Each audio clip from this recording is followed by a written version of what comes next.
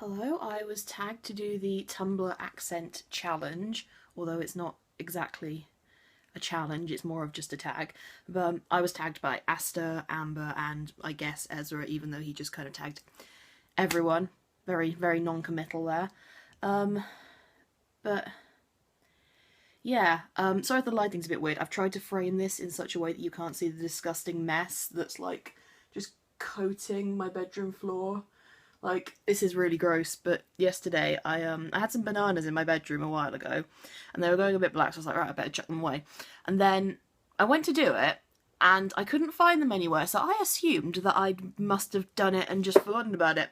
And then I moved, like, a coat yesterday, and I found them under there, and it wasn't pleasant. They were oozing. Nasty. Anyway, but yeah, I was gonna go outside, go for a walk and do this in like a park or something, so we'd have like a scenic background, but then it started raining. So, we're in my bedroom. My filthy, disgusting bedroom. Let's get on with it. My name and username. My name's Alice. My username is George Matty, because as Amber says, I've changed my URL many times. I need to pick something and stick to it. I need to be, I don't know what the word is, forceful, decisive. You can tell I haven't done English in about 5 years. I'm from Wiltshire in England, although I was going to say I think of myself as being from London. No, I don't. I just like London. I think of it as my home, but I'm from Wiltshire. Pronounce the following words: aunt, roof, root, theatre, iron, salmon, caramel, fire, water. I'm just thinking of the stupid magnets meme. New Orleans, pecan, both, again, probably, Alabama, lawyer, coupon, mayonnaise, pyjamas, court, naturally, sorry, I stopped moving on my chair. Naturally, aluminium, GIF, tumbler, crackerjack. Is crackerjack the thing where he steals you if you say his name? Am I thinking of something else? What is a crackerjack? Doorknob, envelope, and gapoy. What is it called when you throw toilet paper on a house? I don't think that's especially commonplace in the UK, but there was a South Park episode about it. I think they called it TPing in that. I've just revealed myself, my dark history as a South Park fan. TPing, vandalism, being a dick. A bubbly carbonated drink is called a fizzy drink, or just like the brand name. An aid, fruit aid, lemonade, orangeade, limeade. In Morrison's they sell strawberry laces and marshmallow flavoured drinks. It's slightly disturbing. What do you call gym shoes? Trainers, or I guess daps if you're like 7 and playing on those like climbing frames in PE. What do you call your grandparents? I call them my nan and granddad, which everyone tells me is really like northern, but I'm not northern. What do you call the wheeled contraption in which you carry groceries at the supermarket? It's a shopping trolley. What is the thing you change the TV channel with? That is the remote control. I've realised maybe I call these just a trolley and a remote, or just a control, but you know, why be direct when you can be needlessly superfluous? Choose a book and read. Oh, I've left my book over there on my bed. Choose a book and read a passage from it. This is called Fermat's Last Theorem by Simon Singh. It's about maths. Nobody believes me when I say it's really interesting. Okay. Of all the European countries, France displayed the most chauvinistic attitude towards educated women, declaring that mathematics was unsuitable for women and beyond their mental capacity. Although the salons of Paris dominated the mathematical world for most of the 18th and 19th centuries, only one woman managed to escape the constraints of French society and establish herself as a great number theorist. Sophie Germain revolutionised the study of Fermat's last theorem and made a contribution greater than any of the men who had gone before her. Sophie Germain was born on the 1st of April 1776, the daughter of a merchant, Ambrose Francois Germain. Outside of her work, her life was to be dominated by the turmoils of the French Revolution. The year she discovered her love of numbers, the Bastille was stormed, and her study of calculus was shadowed by the Reign of Terror. Although her father was financially successful, Sophie's family were not members of the aristocracy. Although ladies of Germain's social background were not actively encouraged to study mathematics, they were expected to have sufficient knowledge of the subject in order to be able to discuss the topic should it arise during polite conversation.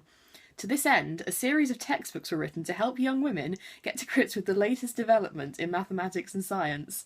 Francesco Algarotti was the author of Sir Isaac Newton's Philosophy Explained, with a little apostrophe instead of an E, for the use of ladies. Because Algarotti believed that women were only interested in romance, he attempted to explain Newton's discoveries through the flirtatious dialogue between a marquise and her interlocutor. I don't know how you pronounce that. For example, the interlocutor outlines the inverse square law of gravitational attraction, whereupon the marquise gives her own interpretation of this fundamental law of physics. I cannot help thinking that this proportion in the squares of the distance of places is observed even in love. Thus, after 8 days' absence, love becomes 64 times less than it was the first day. Not surprisingly, this gallant genre of books was not responsible for inspiring Sophie Germain's interest in mathematics. The event that changed her life occurred one day when she was browsing in her father's library and chanced upon Jeannetine Montucler's, all these European names, History of Mathematics. The chapter that caught her imagination was Montucler? I should have picked a book that I could actually read. Essay on the life of Archimedes.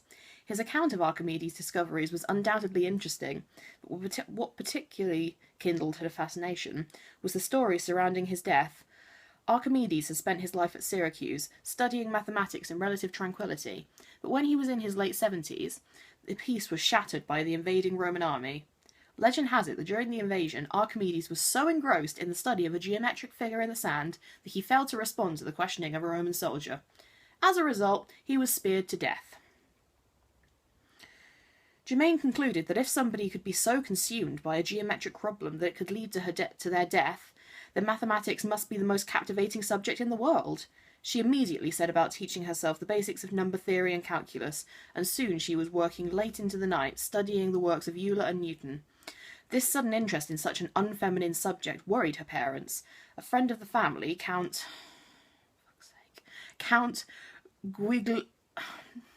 Guglielmo Libri Carucci dalla Samaggia,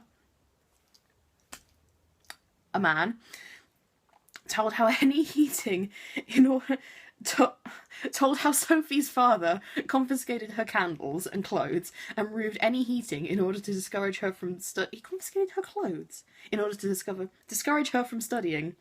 Only a few years later in Britain, the young mathematician Mary Somerville would also have her candles confiscated by her father, who maintained that we must put a stop to this or we shall have Mary in a straitjacket one of these days.